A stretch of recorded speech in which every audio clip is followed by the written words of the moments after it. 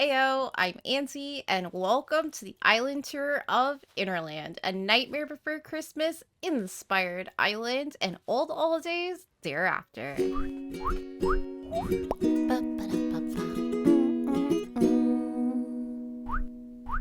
Jack Skellington had successfully taken over Christmas, and reared is to take over all the other holidays with his insatiable lust for power and knowledge of what makes the fuzzy feelings inside. Jack has taken it upon himself to recreate and take over the holidays just to find that information. Behind me, we have the backdrop of resident services is trusty steeds waiting to go to launch another Christmas, but never again, because Jack Skellington has recruited a bunch of minions to represent, take over the holidays, and come back to them with the research of what makes that warm, fuzzy feeling in one's heart. Well, let's pull up the map and introduce ourselves. And of course, if you would like to visit this island yourself, the dream address is on the screen right now for you, and it'll be in the description. So, starting with our resident rep,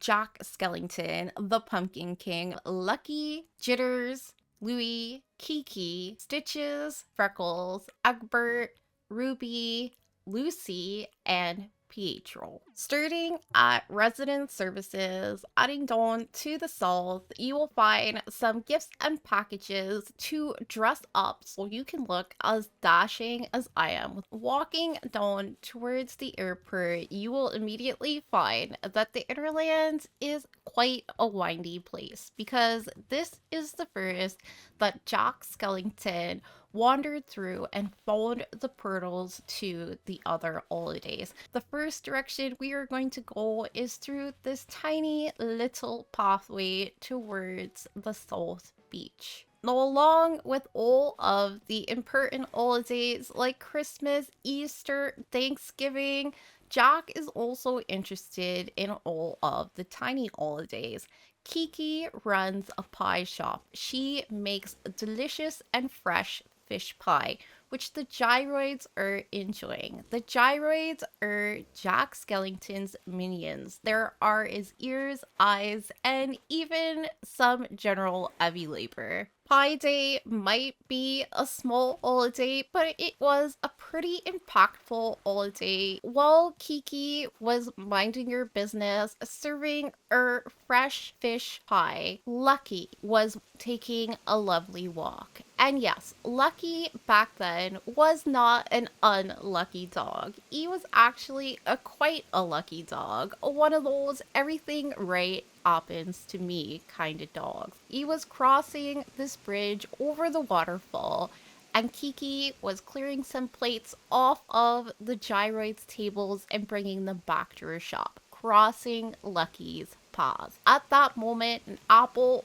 fell on Lucky's head and he hit the ground. Giggling but also concerned, Kiki came up to him and helped him up and offered him a fresh slice of fish pie. They giggled and talked all night on the beach, long after all of the gyroids and their full bellies have left to go home. In that moment, Lucky and Kiki fell in love, and Lucky, for some reason, lost all of his good luck. On the island of Hinterland, if there is an opportunity to discover something, Jack Skellington is on it. When he heard old Lucky's unlucky situation, he told him, oh, St. Patrick's Day, if you were to find the lucky leprechaun at the end of the rainbow, all your luck would come back. Plus, there would be a big pile of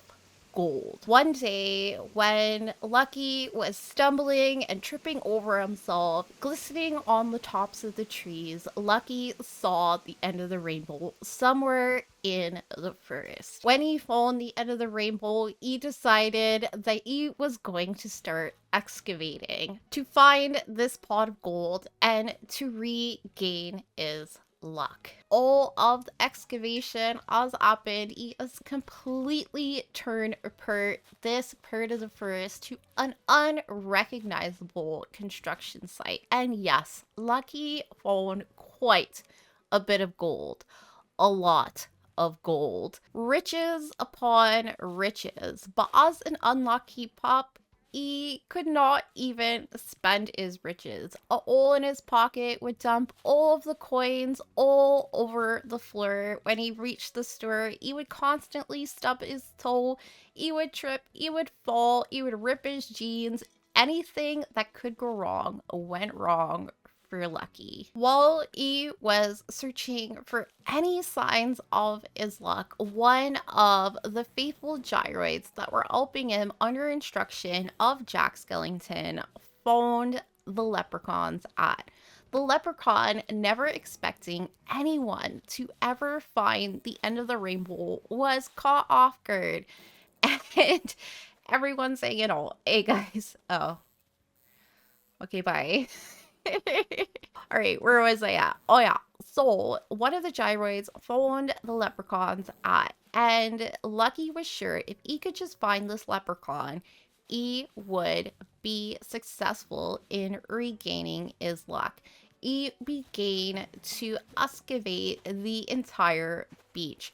Well, be wary because this beach is very, very unstable. All of the gyroids digging up every single aspect of the beach to find any more evidence of the leprechaun, making the ground incredibly unstable. You can grab a shovel and Lucky find his lucky leprechaun. This beach is full of skeletons and objects that seem to have absolutely no use to Lucky. Along with excavating the beach, Lucky has recruited the services of Captain for every single rainbow that appears on the horizon to take Lucky to that location in hopes of finding the leprechaun and regaining his luck. So he's got all the excavation gear, all of the treasures that he has found that do not replace something like the luck. Oof. That he has been missing. No, when Lucky is not excavating the entire area, he is in his home. Lucky's house is a plain and simple house with furniture, doodads, but everything seems to be breaking. He has an alarm clock that will go off at random hours of the night. He's refused to continue making his bed because he has been burritoed in sheets stuck for days too many times. He has pushed over his coffee counter to the back of the room. He has stubbed his toe way too many times to count. He does have his simple pleasures and he enjoys the pies that his lovely girlfriend Kiki makes for him. When scoping the beach and all of the treasures that he has found on his ventures to find the leprechaun and his luck, he has found some wedding rings. And he plans to propose to Kiki, but his heart wavers on the idea, for he is not the lucky dog that he once was. He is not the dog that he feels that Kiki truly deserves. So he will continue digging up and excavating and taking boat tours to the end of the rainbow until he finds this leprechaun to regain his luck. Now to the south, there's a little bit of a ramp that brings us to Thanksgiving and Egbert's place. The Dodos have been chosen as this year's Thanksgiving. They have displeased Jack Skellington on too many failed villager runs. He thought they would be more useful as a tasty treat. No, Egbert is a lonely chicken. He was exiled from his coop and was set out to find a flock of his own, but that never happened. When he found old Thanksgiving, he jumped on the idea and volunteered for the position. A chicken that had to make it on his own, leftovers and scraps. He was very thankful for all of the things that people would throw away and throw into the coop when growing up. Yummy, yummy scraps and leftovers, off-rotted food, it didn't matter. The chickens were all thankful and grateful. So every day, Egbert would find himself collecting garbage and taking the scraps out of the bins of the residents of the island to make a great meal and a great feast that not only he was thankful for, but everyone else could be too. He felt that if he could impress the residents of Hinterland, that they might be thankful for him and that he could have a flock and a family of his own. Along with enjoying all of the scraps and a beautifully placed Thanksgiving with rotting pie, burnt spaghetti, and moldy rice, Egbert has also taken the harvest. Thanksgiving is all about the harvest, so he has decided to start planting a beautiful harvested garden. Well, this graveyard is the graveyard of Turkey Day dinner past. We have a beautiful appetizer sucker, the snacks of Tangy, and of course Tangy being buried in the Turkey Day dinner past graveyard. An orange tree is sprouted out of her grave. We got meringue because she's absolutely delicious, and who doesn't want meringue pie? Coming out of the Turkey Day dinners of the past, we are back to the road towards resident services. Through resident services, just to the corner, there is a little path to a birthday party. Pietro was not originally a birthday clone. He was a counting sheep. Now, the story goes that counting sheep are burned right before their number is called. And Pietro's counting number is 1,000,001. But the highest number that was ever counted ever in the history of ever is 1,000,000. Now, Pietro, born to fail at his life purpose, wandered around and had no purpose at all. And a minion without a purpose is definitely going to be given one. So Jack Skellington demanded that he takes care of birthdays because as a counting sheep, being surrounded by numbers constantly, taking care of 365 days a year, which is absolutely tantalizing to control for the Pumpkin King, should be quite an easy task. Now, Pietro took this job very, very seriously, but upon meeting a faceless cat and having no direction in his life, he became sad. The cat convinced him that he could be whoever he wanted to be and that he could change his destiny at any time. And a birthday was something to be celebrated, not just as the years passed, but a new year to reinvent himself. So Pietro dyed his fur rainbow colors with his pride and decided that he was going to try his hand at becoming a baker because throughout his birthday parties he had found that he actually quite enjoyed baking. Though he might not be very good at it, it did bring him joy. And being able to share a baked good 365 days a year ended up making Pietro very, very happy. But not all were so lucky. Jitters loves coffee, and he also absolutely adores spurts. His favorite event, the World Cup. He tried to convince Jack Skellington that spurts and coffee have been celebrated all around the world for thousands of years. The Olympics, people gathering, crowds, and of course coffee, celebrated by the individual with that first sip of coffee, and he was convinced that the warm, fuzzy feeling that people feel could be replicated with a wonderful cup of coffee. So Jack Skellington said, okay, I don't really get it, but sure, you can do that. So Jitters started setting up a sports bar coffee shop. He is building the deck and he's got all these cool spurts things, even set up a little baseball field for his patrons.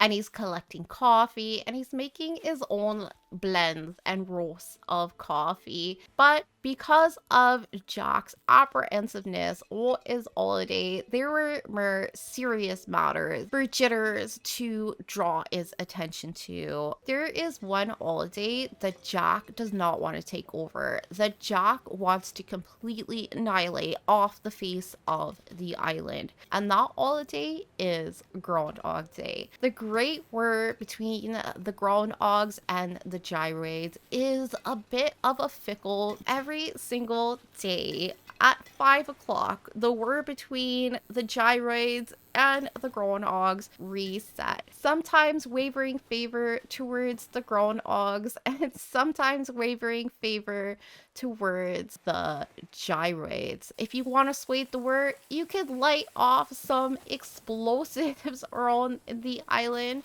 But the gyroids have been trying their best because even though the resetting of the war is pretty awesome and it takes its advantages for the gyroids, it also takes their advantages for no the other way around. It takes their advantages for the Groundhogs, but it also takes their advantages for the gyroids. Trying to suck up the Groundhogs with the dreaded vacuum, trying to steamroll their old clothes so they can't be popping out, playing dirty, fighting behind enemy lines, digging things up, mowing over the holes. And of course, more vacuums. Though there was one solution that Jack Skellington, Jitters, and the gyroids have found. You take the gyroids, stick them in a rocket, shoot them off into space, breaking the space-time continuum.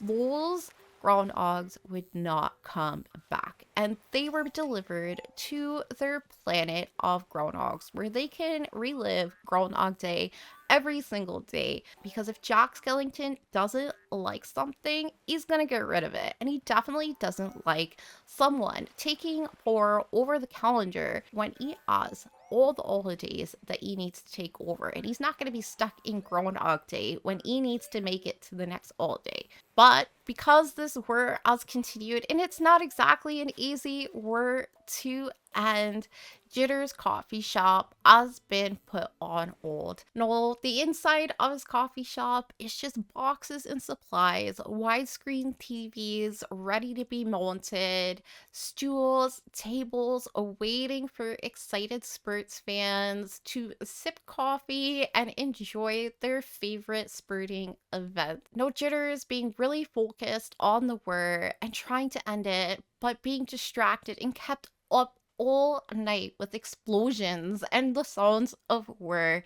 He has been drinking way too much coffee, trying to wrap his head around when he could possibly end the war and continue his love for spurts and coffee. No dodging explosives and cannon fire and bombs. We can come up through this way, past the birthday party, through the birthday party, and to the north, where there is a small birthday party already up. Caitlin's birthday is on Earth and her birthday. No, Brewster is in charge of these events. Or not Brewster. Blathers has found out through his research that there are places in the world that don't actually have trees, like Antarctica. No, the point of Earth and Arbor Day is to spread trees around the world and help the planet. And so Blathers and the gyroids have devised a plan. They have begun deforesting the Hinterlands, chopping the trees into little pieces and packing them up so they can be sent to the places like Antarctica. Demonstration tree, so they know which pieces to put together. So when these packages get to their destination, the people on the other end know how to put the tree together, and therefore spreading nature and trees all around the world. And oh, do they get these trees all around the world? Amazon Prime packaging. Jack has a membership that he is sharing with all the residents of the island because their IP address is the exact same, and actually owns their own Amazon Prime account. Like one person, right? And then you all use it. So coming back down through the first, you can wind yourself up back to resident services, make our way to the other side. Now, this is the center of the island, the crossroads of the island, where you can split off on very many directions. This is probably my favorite part of the island. It is so Halloweeny and gorgeous and just very Interlandsy to be all windy and a boat. We have a Flag Day, a little stall run by Pietro because he has found his pride and he wants to share that with everyone so they can have their respective flags for the events that they are celebrating. Towards this way, we have another bit of a windy forest that leads down to the east. Now you can see a little ridge here with some eggs and some zipper toys. Now, Ruby was born on Christmas Day, but not any Christmas Day. She was born on the Christmas Day that Jack Skellington had successfully taken over Christmas. And she knows just over Jack would go to take over an holiday, and he would step on and what he would mess up and all of the things that he would do, including kidnapping Santa Claus. So when she was put in charge of Easter to find what made Easter great and all the warm,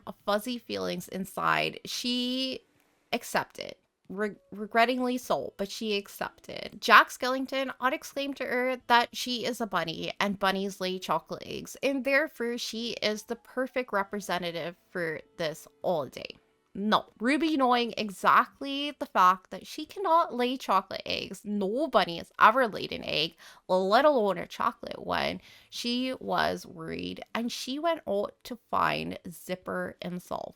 And when she found him, she was met with quite a surprise. She realized that Easter was not all bunnies or chocolate eggs, and the entire thing was just made up so children around the world would be happy. No, she could not let this information reach the ears of Jack Skellington because she knew that he would not be pleased. Meeting Zipper and telling him, oh she was going to take over the holiday, he zipped out of his uniform, said, hey man, if you want to do the job, you can do it. I've been doing it for too long and I ain't doing it no more. Obviously not being able to lay eggs, Ruby spent her time constructing chocolate eggs with the gyroids and the insects of the Hinterland to continue the tradition of egg hunting. Just to make sure, as an extra precaution, she does not let anyone in her egg factory except for the gyroids, which she has sworn to secrecy to never tell anyone. She also dresses up any of the gyroids that leave her chocolate factory as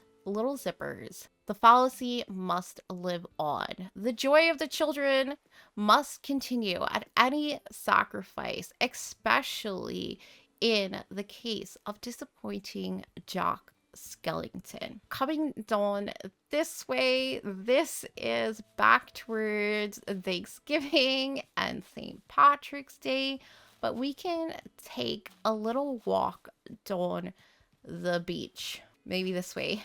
This is spring break. No, on the island of Hinterland, spring break is not exactly celebrated. No one's got time for spring break or a long weekend when you are tirelessly trying to take over all of the holidays. But in spring break fashion, lots of people celebrating. There is garbage and weeds, and it's just a nice little fun place. No, on the beach, we are greeted with a little bit of a picnic. This is Freckles' picnic. Freckles is the resident representative of Valentine's Day, and Freckles is absolutely obsessed with true love. Coming from a brood of swans, Freckles had watched all of her brothers and sisters find absolute true love, and that's what she wanted for herself. But not any true love, the magical true love that you find in story tales. She has made quite a few efforts in trapping this true love of hers, and some of her failed projects are behind that shed. But she spends a lot of time writing love notes and sending beautiful love notes to bottles across the ocean. Another one of Freckles' favorite pastimes, anytime she sees anyone that she could think is her true love, she grabs the flower and starts plucking off the petals of those flowers, doing he loves me not, just to make sure that maybe that one could have been the one. Now, one day, Egbert, rummaging through the trash, bursting open the bag of discarded flower petals, Freckles was stunned, and so was Egbert. Both their hearts dropped into their feet, but Egbert was scared and ran away in embarrassment, cleaning up all of the flower petals left behind. Freckles found one flower that was not plucked. Now, looking at this flower right away, Freckles knew that this flower would land on He Loves Me. But Freckles was determined to find a knight in shining armor, the perfect love of her life that would sweep her off her feet. Not a scared, lonely chicken that has no flock that would run away at the sight of a beauty like Freckles. But every time she looks at this flower, her heart skips a beat. Doing countless research and reading countless fairy tales and love stories, Freckles was not convinced that love could be found in such a manner. Or could it? Coming out of Freckles Valentine's area, this windy first road where we can see Easter to the south, we make our way to the Able Sisters. Well, the Able Sisters is here for all your fashion needs. For every celebration, they fit all of the residents with their proper outfits for the holiday that Jack is currently celebrating and taking over. Coming back to resident services, we can come back down to the south. Passing Earth and Arbor Day, we are making our way to Christmas Town. Now, Christmas was the most important holiday on the island. This was the first holiday that he got the entire community ruffled about taking over. But being bird of taking over an holiday that he already has, there's no problem. He found it. He's got it. It's his. Lucy ran the toy factory for the Hinterlands, hoping that she could make the coolest toy ever and impress Jack Skellington to rethink opening up Christmas. And she wished so hard and so much on Christmas Day, and her Christmas wish came true. She wished she had a toy that would come alive, and that toy was Stitches. Jack did pique his interest in Christmas again, but when Lucy could not replicate this live toy, she got to work retooling the toys into robotic skeletons and decided to open up her own Cókë conglomerate. Coke is a knockoff Coca-Cola, and when Lucy found old Coca-Cola changing Christmas forever, she thought that maybe she could use this new beverage not only to change Christmas and take it over again, but also take over all the other holidays with this beverage and regain the respect back from Jack Skellington. No, the elves that were stolen from the Christmas Town portal were working in Lucy's factory to create toys. But know that the toy factory is being retooled into a Coca-Cola conglomerate. The elves are being forced to rummage through all of the presents and toys of their creations and find whether or not they can be repurposed to make pop cans, pop tabs, bottle caps, bottles, any item that they find that cannot be repurposed to improve the new and improved Coca-Cola factory will be sentenced to the burn pile. Though through all this commotion, Lucy forgot old Stitches. She left him in a toy bin and was too busy perfecting her Coca-Cola brand. They used to snuggle on the couch in front of the fire, but she enveloped herself in her work and her advertisements to make Coke the best beverage and the most influential beverage of the world. Stitches eventually grew lonely, but one night a spider found its way into Lucy's study, and him and Stitches talked the night away. The spider talked all his little brothers and sisters. Oh, they would love to play with Stitches every single day. With an heavy heart, but a need to be loved, Stitches agreed to go with the spider to enjoy a life in the forest. No, because not all toys were as lucky as to find refuge with a spider family. Some are still being sorted and burned, and the elves are reaching their emotional and physical limits. Back in the forest, we have the Nook's Cranny, a popular pub for the elves to come and enjoy a nice brewski to drink their sorrows while destroying all of their beautiful toys and creations that were meant to bring happiness to the children around the world. But no, they only bring the purpose of making a pop conglomerate. Whispers of a place grew around the elves. To the east, they said, there might be a new toy factory. Ooh. Whispers of a toy factory that was to the east came across the elves' ears, a place where they were reinvigorating Christmas, but the hopes of bringing a smile to children all across the world might be being restored. In the forest, Stitches had found all of the spiders in his new spider factory, but being a toy that was roughly put together, Stitches needed supplies. So the spiders went out to the toy factory to find all of the toys that they would need to scrap up so they could continue fixing Stitches. When they were searching through the junkyard, they found perfectly good toys that just needed a little patch job here and there. So along with scrap buttons, they brought these toys that were destined to be burned in the burn pile back to the forest in which Stitches and his new spider family lived. No, string is to come by, but spider silk was aplenty. Stitches and the spiders got to work stitching up all of the stuffed animals and teddy bears. And when they stitched them up back to their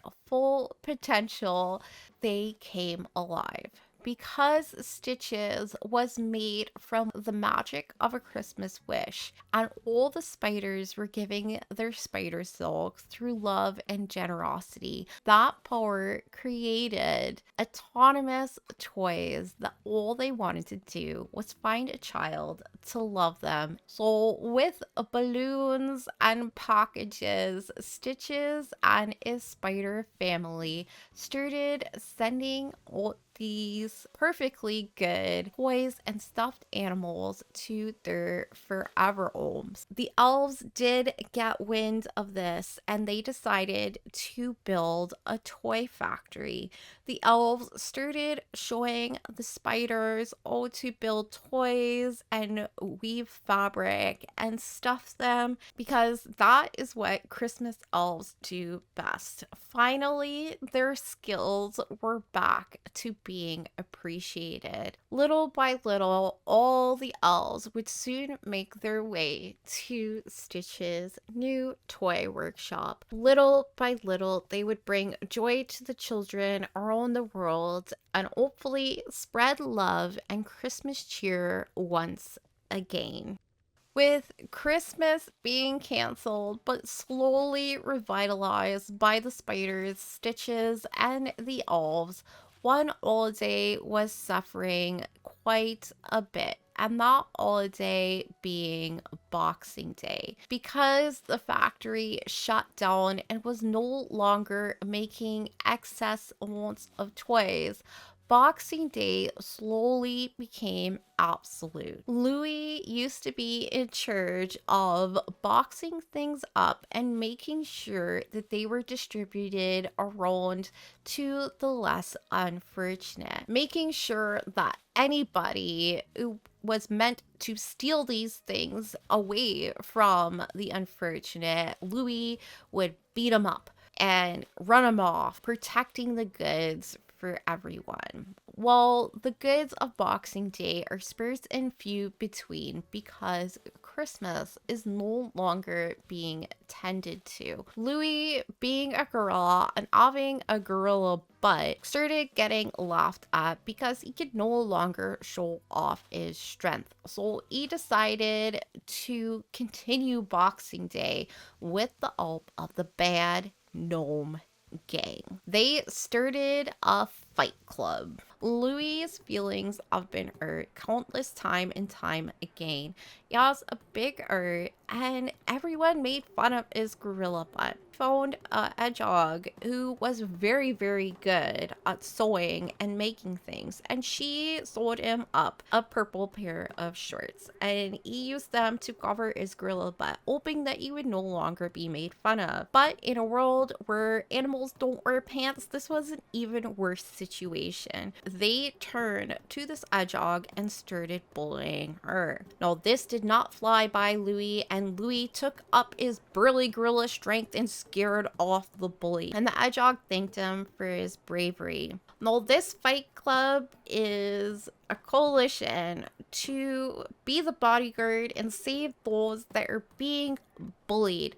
You can come here, let your aggression out, chat with friends, and just protect those that need protecting. And when you see a bully, you should stick up for the person that's being bullied. At least that is what Louie's motto is. Coming out of Boxing Day, this is the path up to Jack Skellington's place, is ginormous and epic castle. No, Jack Skellington's castle is in the back of the island, in the shadows. All of his gyroids report back to him or any ongoings on the island. Well, this castle is ginormous, spreading very far and wide.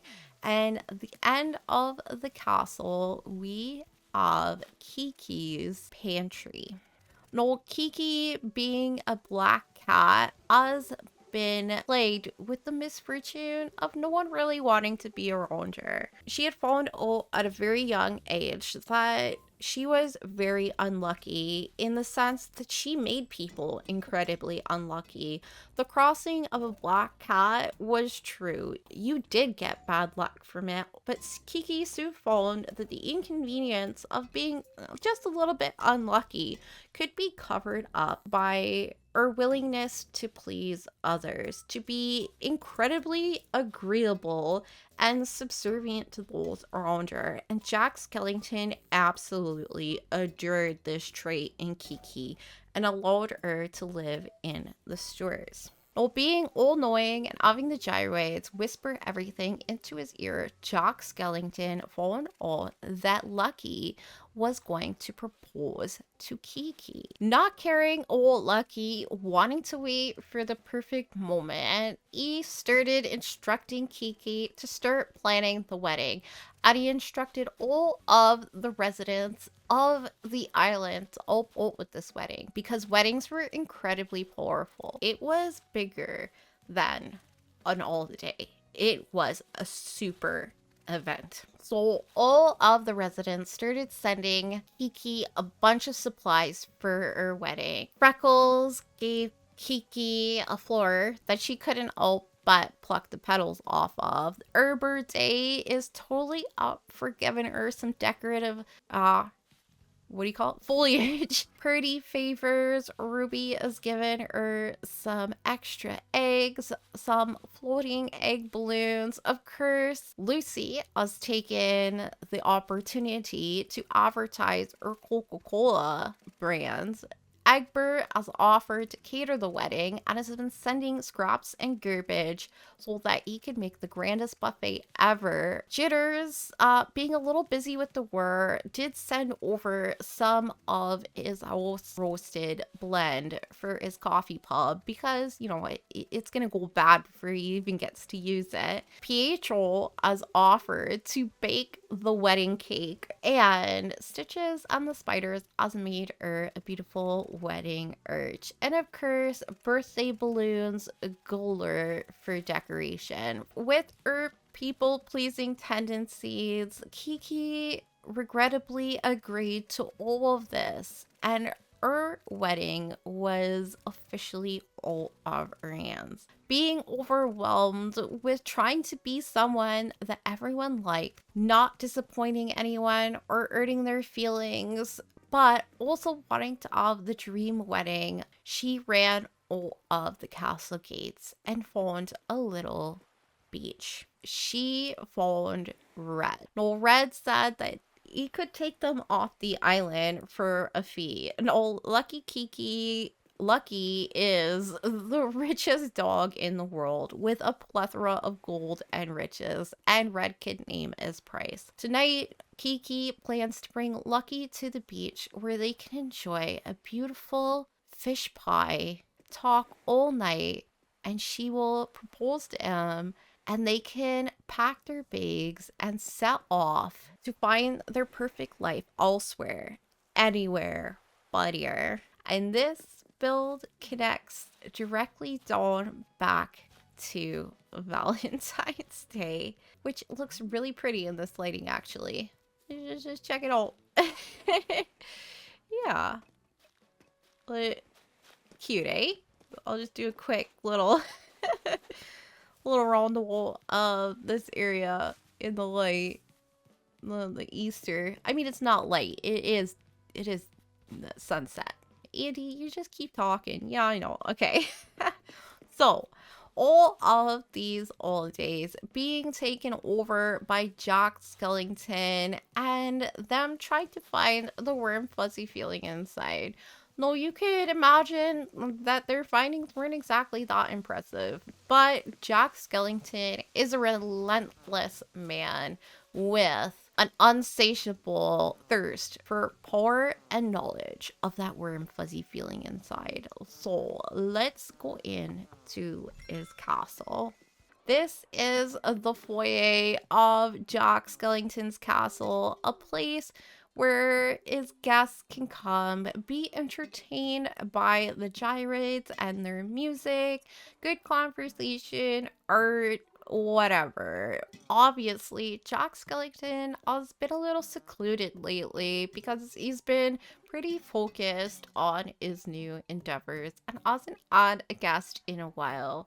But the gyrates still perform every single night, just in case, keeping their skills sharp.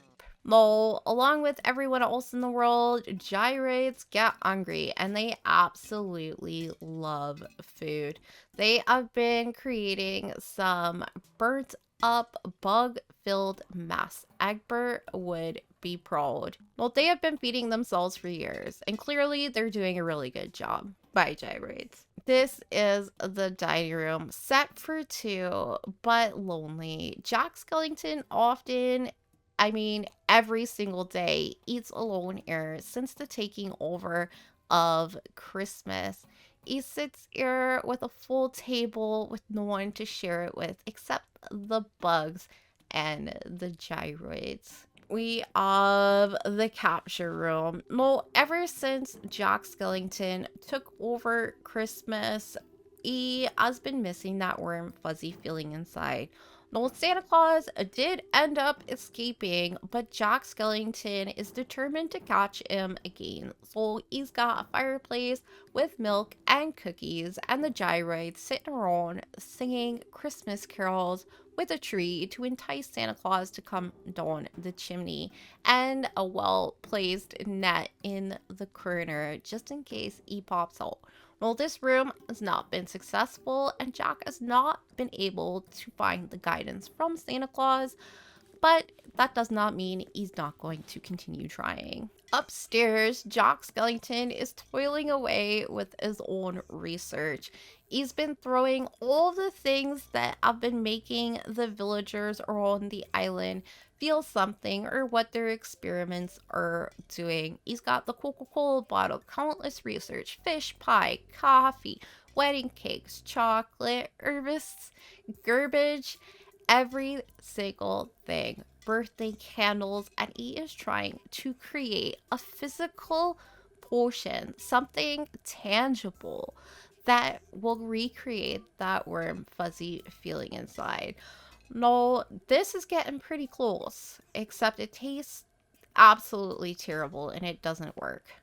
So, the bad version of Buckley's. No, down to the basement. Well, Jack Skellington comes down here quite often. This is the room of failed experiments, the failed journey of taking over Christmas. Once Jack took over Christmas, that warm, fuzzy feeling that he had inside absolutely dissipated. He could not get it back.